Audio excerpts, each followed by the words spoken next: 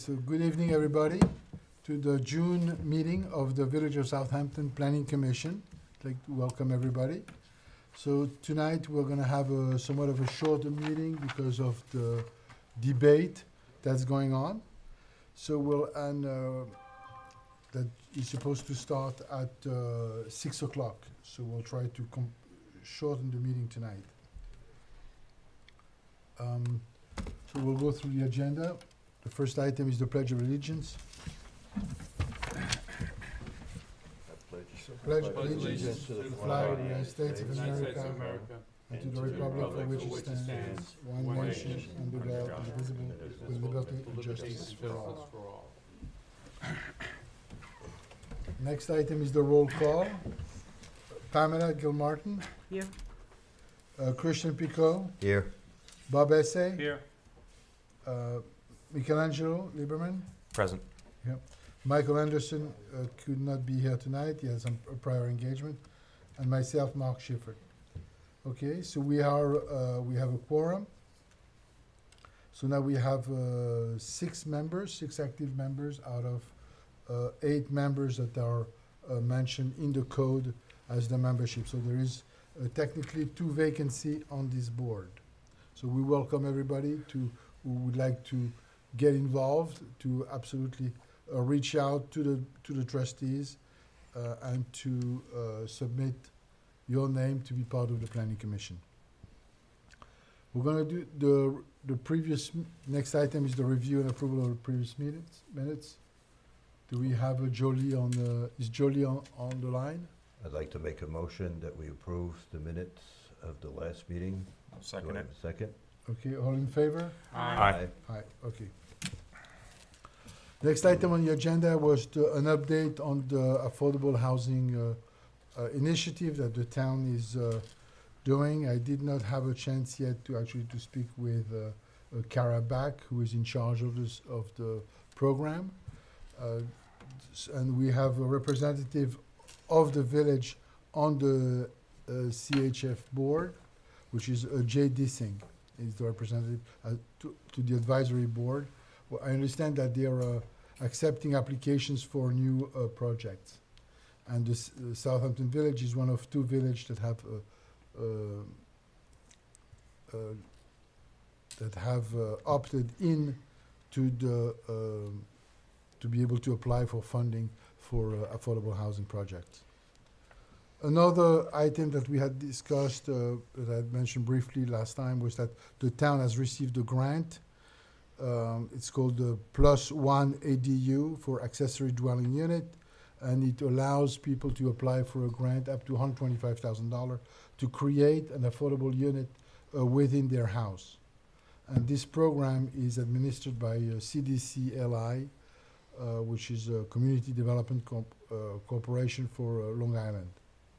And it's you create an affordable housing unit within your house, and it needs to stay affordable for 10 years, and then you keep the grant is yours. Any question? I do have a question. Mark, would it make sense to ask Kara Back to speak with us, maybe by Zoom if she doesn't want to be here late at night? Yeah. I'd love to learn more about what they're doing and how we need in Southampton Village to think about it and start putting arms around this.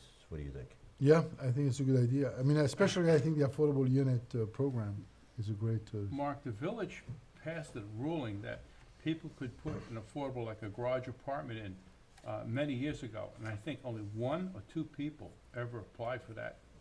But I think Right. it's still on the books. Yes, it's It still is. on the books, and here there will be a grant up to $125,000 to create an affordable housing unit.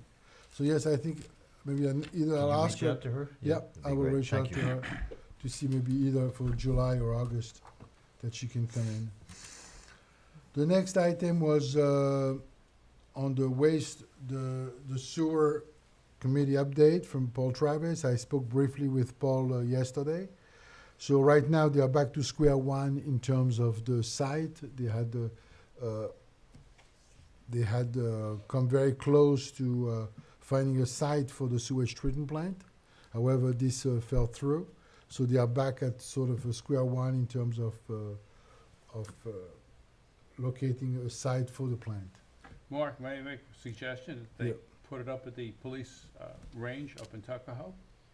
The village already owns that acre. I believe it's 20 acres they own up there. Yes. Just, isn't it half owned by the village and half owned by the town? I think the actual range you're speaking of is owned by the town. That land is half owned by the town. So I don't know. The northern section's owned by the town. Right. The range, I think, falls kind of on the boundary, if I'm not Okay. mistaken. But anyway, there's enough for, what is Mhm. it, 4 acres that you're looking for this, if you were to 4 or go? 5 acres. 4 to 5 acres? There's enough on the village side, yeah. Yeah, but it's, and I think it's a very, very good site. The For- other thing to suggest It's a great site, because it is also that- be able to service other areas. is the processed water Yes, could be sold. You got 4 golf clubs up there. yeah, Instead of using groundwater like they're pumping out, or using Suffolk County water, use that treated water. In Florida, they have both Yeah, yeah. uh, That's- public and irrigation lines. yeah, absolutely. Not on Florida, but also in many states, it's actually mandatory that you create a Repurpose the recycling, water. recycled water. And they have a special pipe in California, the pipe it's a purple pipe, where it's recycled water. And that's One- used one- for irrigation. One of the books I read was put out by Suffolk County with, I forgot which one of the schools put it out, but in 1960, the Suffolk County and the state of New York did a survey as far as the water, how much water we had. We can handle about 2.5 million people in Suffolk County. The biggest problem that they found with our water problems were the sewer treatment plants pumping the treated water out into the ocean instead of letting it go back into the soil. And that was one of the main problems, but they haven't done anything about correcting it yet. Well, very often they re-inject the water down after the treatment plant. They actually do reinjection into the Aquifer? aquifer. Well, yeah. Southampton Hospital has that. They reinject it back in the ground. Yes, yes, yes. So this is something that,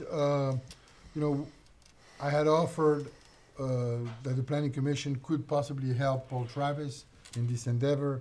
So Paul is thinking about it, and right now he has a couple of sites that he's looking into, but the planning commission would definitely be willing to help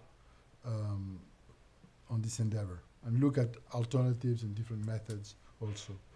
I like Bob's idea a lot, actually. Yeah, me too. Repurposing the water is something really interesting. Yes, it would be it's a great area for it. It's a great area, and also there is a lot of other projects, other. I mean, there are some issues. The distance from the village Yes. is one. Yes. Two, the community in that region or that area perceives that area as community preservation fund. I know that because I think initially it was purchased for affordable housing, and there was some confusion on what they could do with the property based off of how it was purchased. So there might be some limitations with how they acquired that land in the first place, either the village and or the town. But it depends. I might be mixing up which portion was purchased with what. Yes, I think in this case, where there is a will, there is a way. I think it is also a very good site. I think it could also service other areas. There's a lot of other areas right there that could use the waste treatment. Christian, I happened to have walked the site like 4 or 5 years ago when inspecting it for an affordable housing project. So Right. that's the only reason why I'm I mean, familiar I with know it. the site very well. Yeah. I go get my wood there, so I Yes. know it well. Well, just at a piece of history, during the Second World War, there was a radar tower up there during the Second World War. If you go up there, you'll see part of the foundation up there. Yeah, you can see. Okay. I had lunch there once. You can over. I mean, unofficially, and you can see the water Yeah. Yes, from that up was, there. there was a radar So- station up Yeah. there. All right. Okay, so this will, the next item on the agenda here, item number 6, we have a presentation by Michael Tessitore about the deer management plan. So the planning commission was instrumental in getting something done in terms of the deer management plan in the village. So it's an issue that's been in a lot of people's mind. So we'd like to introduce Mike, who has been awarded a contract under the village, and to just describe it briefly, how is it going to work and what is the steps that people need to do to implement it. All right, well, thank you for the invite. I appreciate the support that this board has shown. with our program. I've been running this program for 10 years.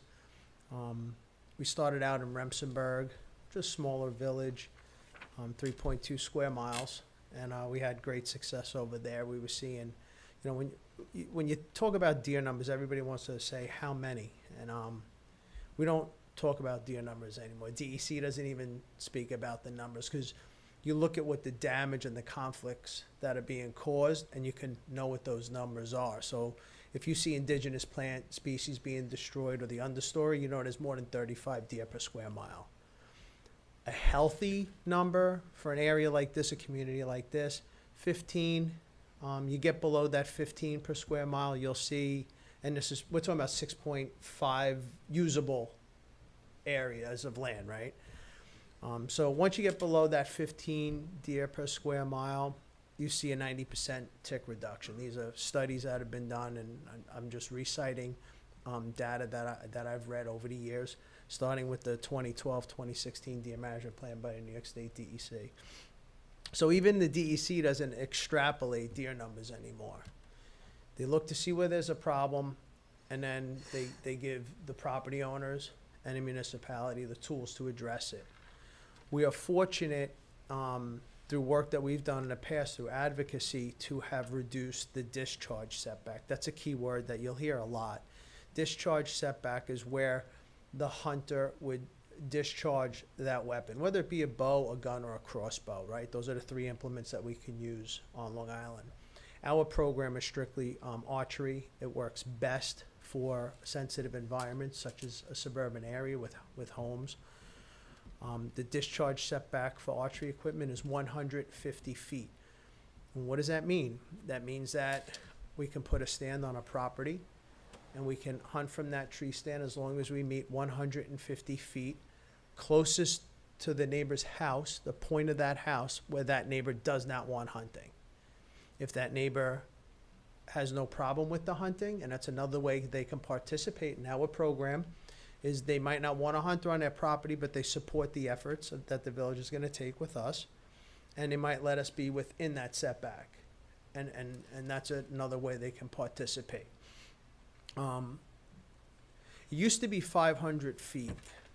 So if you picture like a cul-de-sac with 5 homes, if we had one home that didn't want hunting back in 2013, 2014, they would stop the majority of those properties from having a hunting program. And in New York State, they recognize nuisance animals that are causing conflict with humans, right? I'm not saying that they're nuisance because they're bad animals. I'm just saying that there's too many of them, so they're starting to come into conflicts with people, whether it's bring ticks onto the property, eat their ornamental plants, destroy their property, right? Get hit by cars in the neighborhoods. Those are things that we have to recognize. And New York State says that the property owner has the right to have them removed lethally. So with the setback being reduced to 150 feet, it opened up 60% more land to hunting. That's why you see a lot of hunters now saying, wow, this is great. I don't have to drive upstate. I could do something locally. I can knock on doors, get permission to hunt. But the recreational hunter and recreational hunting is really not effective. It only reduces 10% of the deer population every year. And this population grows. For the past 10 years, when DEC used to give numbers as to how many deer there were, and I would say there was 30,000 deer a year. And through hunting every year, we take about 3,000. You have to take 23% of the deer population just to cover fawn recruitment. And that's when fawns are born in the springtime. That's when the highest number of deer are, right? Is when they have babies, and it adds to that population.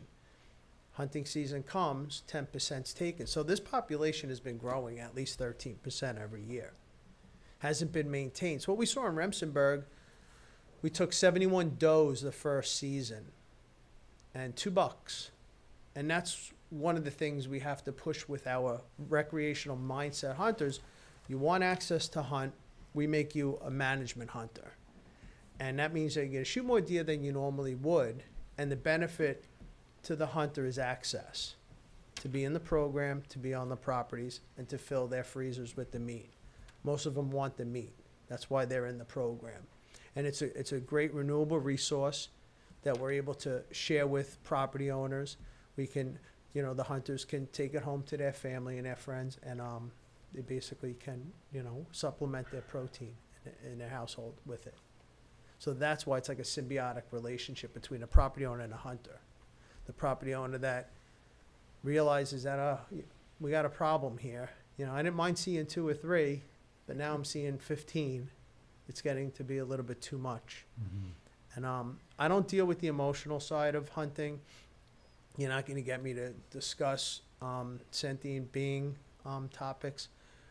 I'm here to do one thing: manage hunters. There's 4 cornerstones to deer management, and hunter management is the hardest by far, and that's what I do best, right? I train my guys. I have a 1,700 square foot building by Gabreski. The address is 479 Old Riverhead Road, Suite 1. We have a refrigeration cooler, a butcher shop, a big training area. I give them a place where they can gut the deer. We do not gut on properties.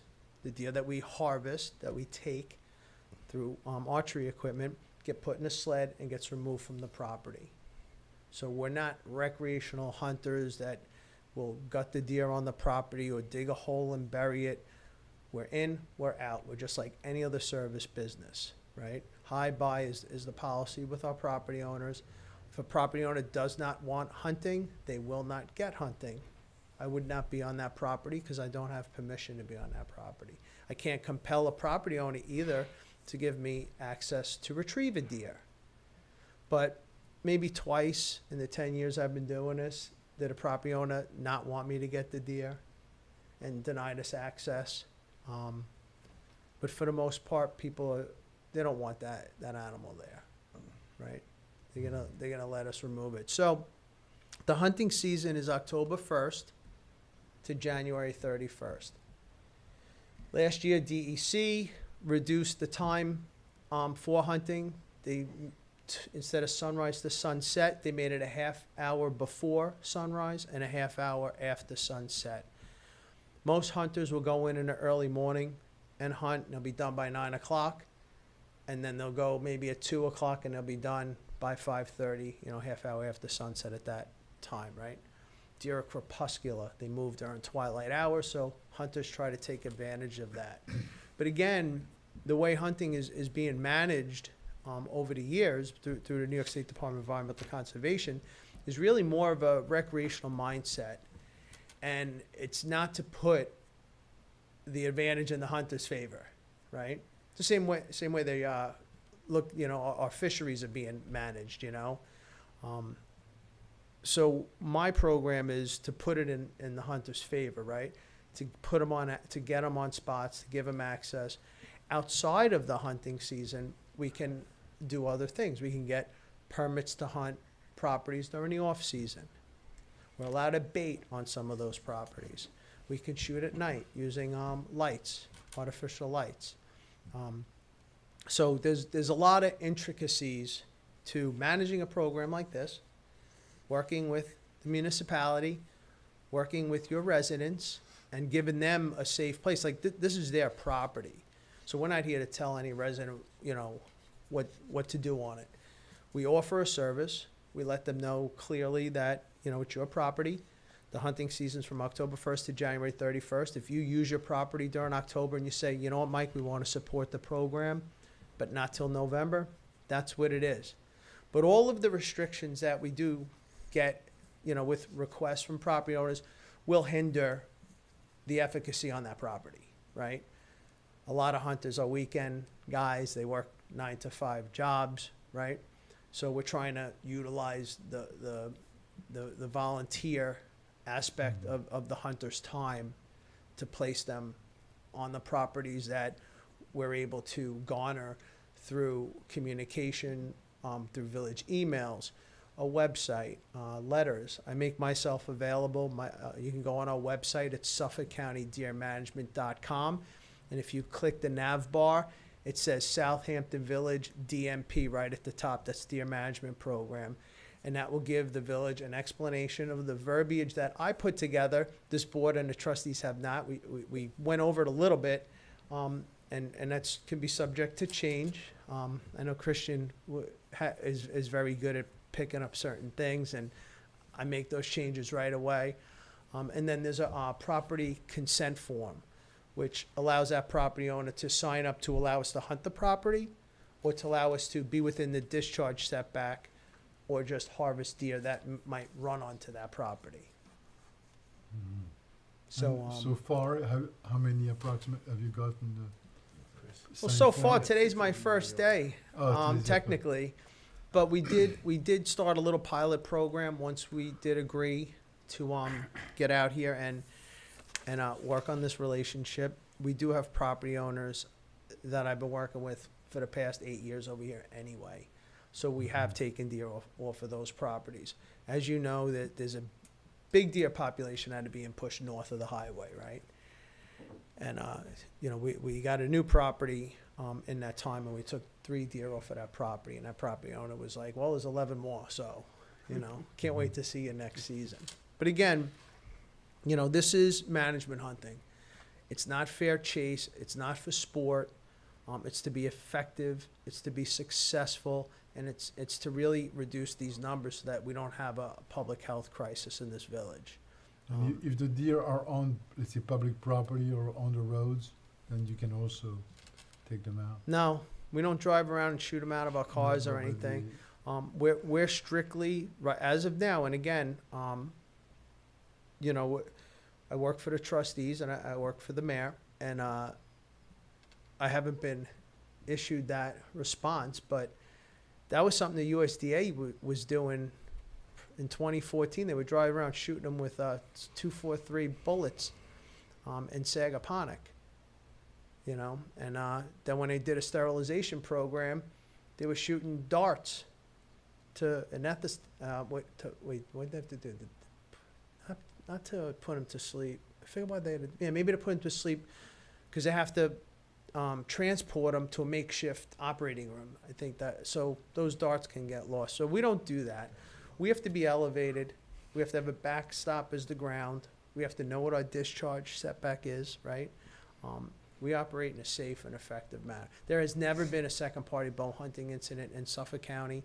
People's pets are safe. People's children are safe. It is impossible for anybody to get in between the hunter and that target, right? We have had 0 incidents since I've been running this program, and I don't plan on having one here, so we won't be driving around shooting them. Because there is in the village, you know, we have different areas. Some areas have like 4 or 5 acre properties. Yep. And some areas are like an eighth of an acre. Halsey, right? Right. And what we do with those properties and those areas is, you know, I make myself available 24/7 to everybody in this village. My phone number is 631-445-7568. My number is all over, you know, the internet. And what we do in areas like that is we'll pool multiple properties together, and maybe we'll put one stand there, so they all work together, right? Because you get these, and I hate using the word family because I'm not trying to promote anthropomorphic traits and deer, but there are doe families that stay on these properties, and they'll use 4 or 5 properties, right? And those are the deer that you'll see every day, because the bucks will stay together, and they're growing their antlers right now, and they'll disperse, and they'll have a 5-mile home radius during the rut. But it's those deer that you're seeing every day that are utilizing those yards for food, right? That's why they're there. Food, water, shelter. That's how we all live, animals live. And when you have those elements, the yards are where they eat. We're constantly replenishing their food source, right, with our plantings and the flowers that we put in. And they'll go and they'll bed in a little tiny wood lot, which has been preserved for future generations through the CPF or maybe a village acquisition. And those properties become bedding areas. And when you look at those wood lots that are left vacant, and we have, you know, Wickapog, Newtown Road area, you'll see they're decimated. You can look right through those wood lots. There's barely any leaves on the ground, let alone from the bottom to 6 feet up on the trees. They've been totally denuded. And that's when you know that there's more than 35 deer per square mile. I'd say you're more, you have more like 65 to 80 per square mile in this village. So right now, the plan is to really start October 1 in the village. Now, our plan is to start today and reach out to property owners. And I already worked with Christian and Michael came to my shop. Michael came to my shop, our office. We call it headquarters. And he came down and we worked on a map of target areas that I've identified.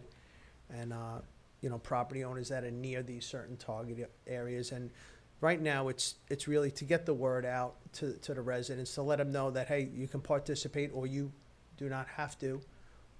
And there won't be a hunter on your property if you don't want to participate. But I'm open to any discussion Yeah. if anybody wants to talk to me regardless. You know, I always make myself available to everybody.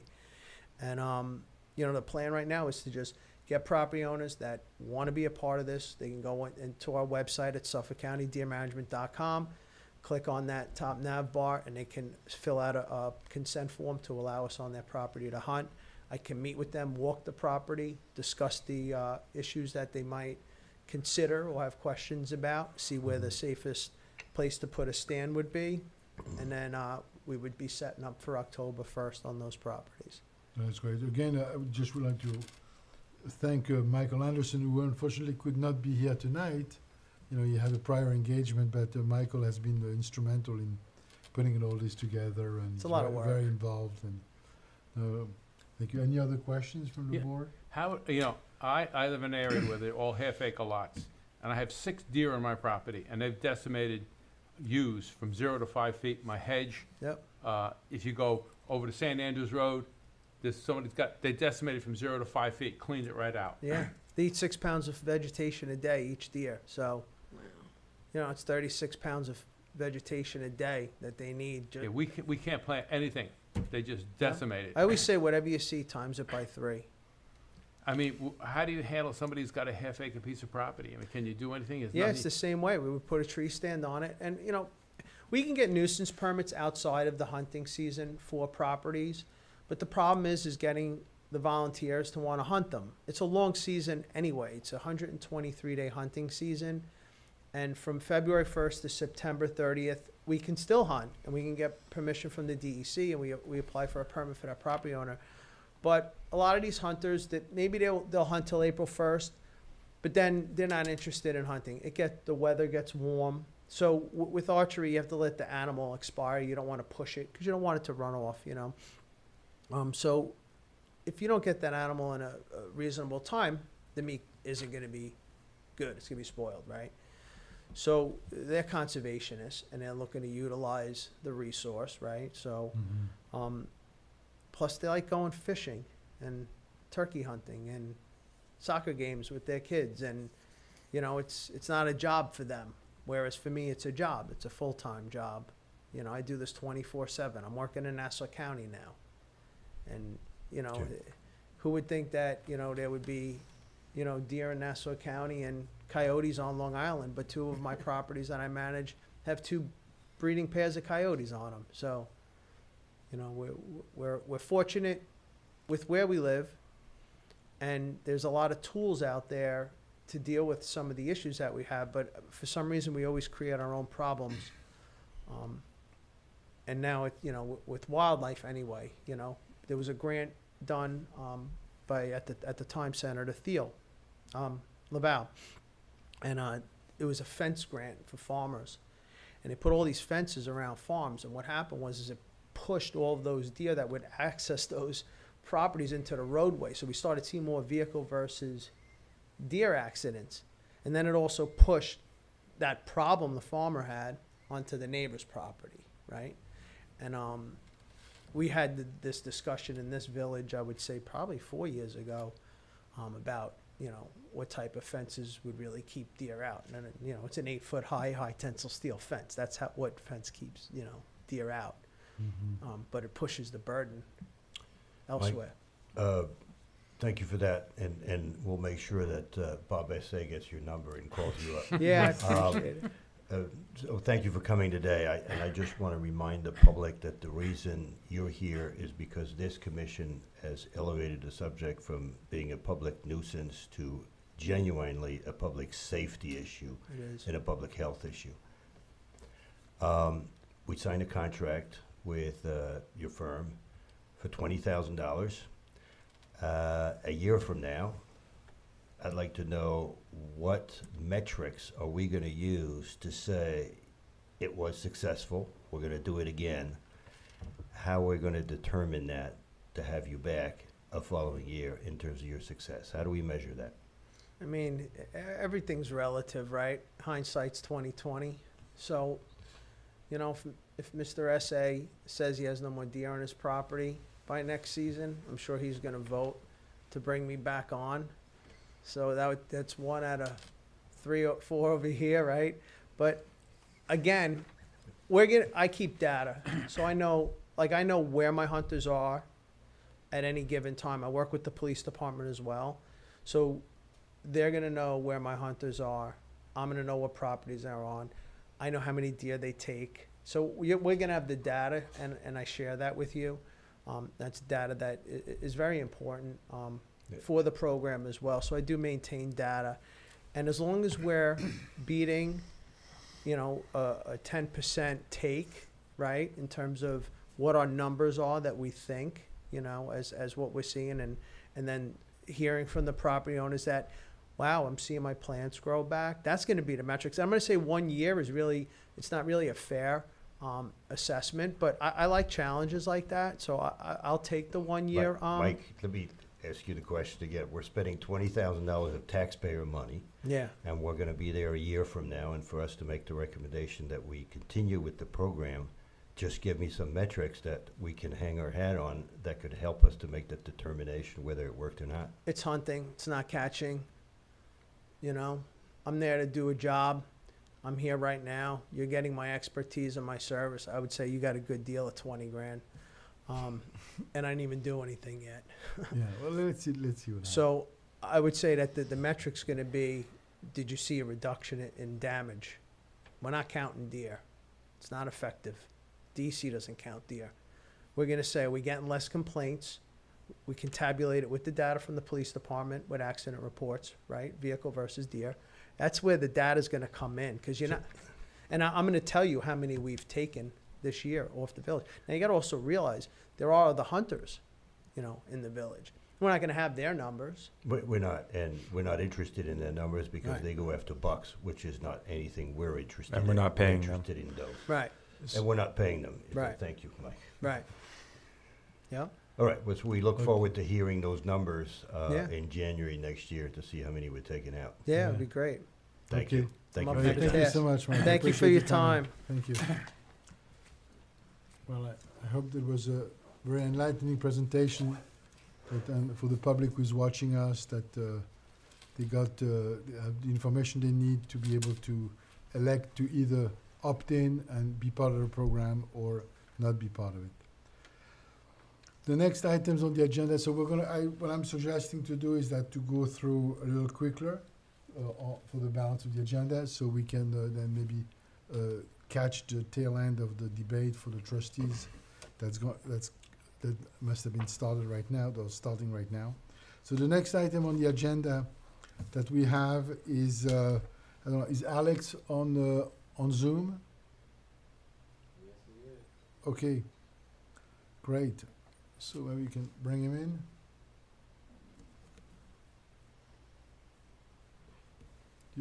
Is Alex on?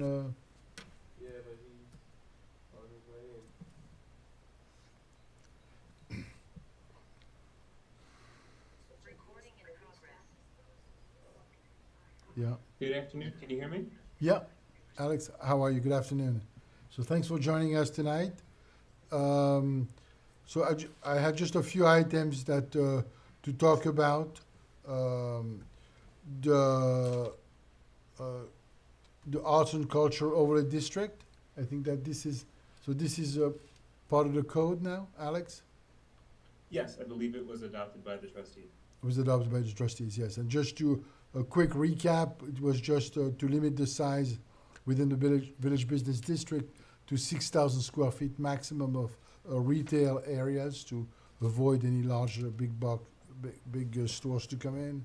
There was also modification for the flat roof to try to promote a pitch roof, that if you have a flat roof, you cannot go to 3 stories within the village business district. And then also to promote arts within the village business district to be able to allow food and beverage as an accessory use to any arts use. The next one was the architectural and historical structure reconnaissance survey. Is that been completed? That work is ongoing, so we're currently waiting for comments from the state Office of Historic Preservation. Okay, from SHPO. That's right. Mhm.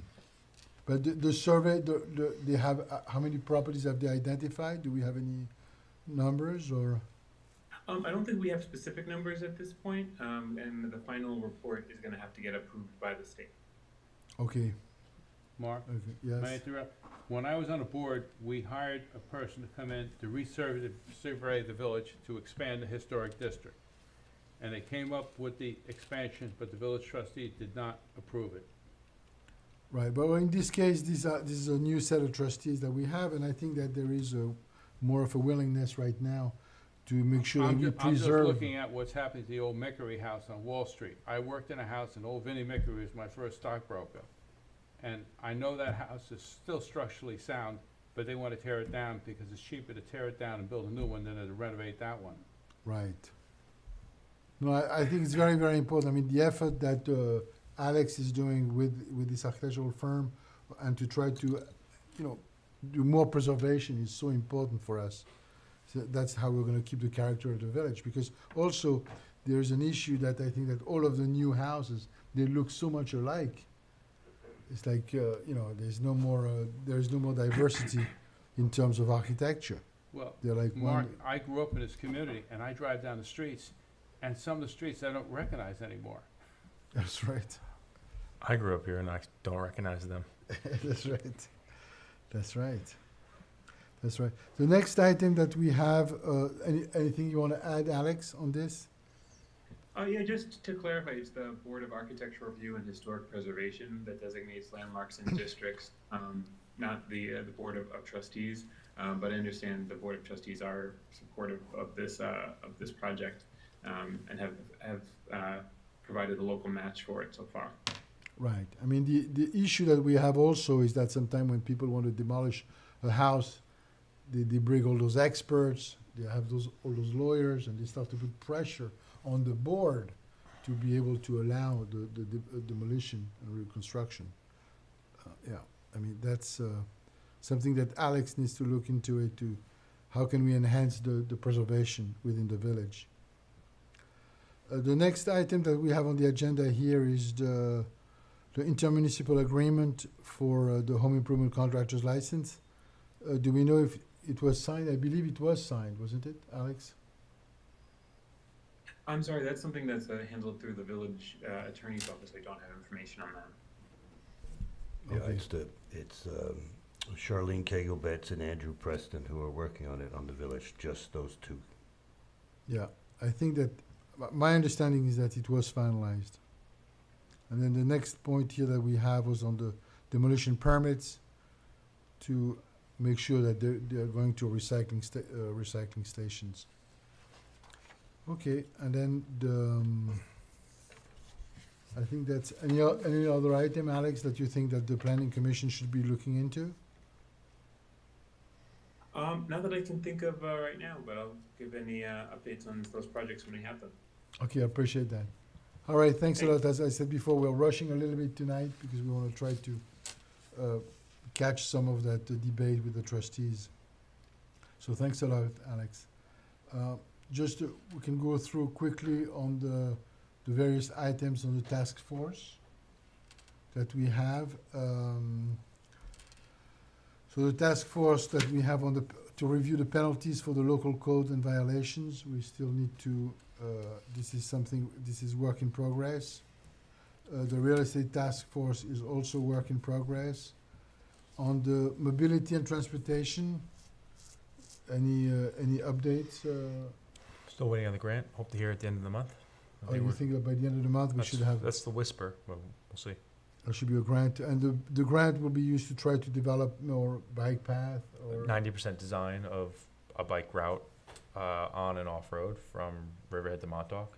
They'll have to come to Southampton Village, so we'll be able to capitalize on that. That's right, yeah. And then the next task force is the zoning task force, that this, we should maybe still have to create it and put it together. The Terms and Compensation Task Force that had submitted their report to the Board of Trustees, and it's being reviewed right now by the Board of Trustees. I don't know if you want to add something to that, or? No, I think that's a closed item as far as we're concerned. Right, exactly. I think it's, We can remove it from the agenda. right. And I think that, and the next one was, was a proposal that I discussed with Paul Travis, that if he wants the planning commission to get more involved and helping him in his effort to create a sewer district. I know that he has been working on it for the last few years. And, you know, I think that the planning commission will be very much willing to help and create a special task force to be part of the process and make it a little bit more transparent. So the next items on the agenda here was to improve government transparency. We had talked about it, that this, I'm not sure exactly where we are in terms of getting an additional module from Civic Plus, which is the software that the village uses and a lot of towns uses to manage their many aspects of the municipal work. And one of them is for building permit application, where maybe a lot more could be put online, could be available through the website. So this is maybe something you had talked about, Christian? Well, as But, far as yeah. digitizing public records, a lot of effort's been made. A lot of it is digitized all the way to 2018. So that's one topic, and that's really been addressed, and a lot of progress been done. As far as Civic Plus for building permit application, I don't have an opinion. The question for me is, well, it's an idea, how are we gonna think about implementing it or make recommendations? I don't know. Do you have thoughts on that? Well, I think it's the trend among a lot of municipalities that building permit applications with some not full plans, but at least are online, and so the public can review it. You know, they don't have to necessarily come to the village hall to look at the application to see what's happening. That they can see it online. They can participate more at the public hearings. I mean, how much does it cost? How difficult is it to implement? These are all the Right. issues we should try to look at and then make a recommendation. Yes. Yeah. Mark, Right. I ask a question because I get letters that somebody's doing some project and I have to go to Village Hall and I have to sign out a form. How would they implement that if you're going online? Send it online. Right. Well, the idea is that online, typically, you don't have the level of details that you have actually on the file. Here, since when you have access to the file, when you come But, to you the know, if they village. had access to the file, they should show it to me. I shouldn't have to fill out a form and sign for it. That's a good point. That's a But good point. why do they have that? Is there a ruling that you can't do it unless you request it? It has to be signed by a certain person before you can put it online? I think that's a good question for an attorney to see what exactly.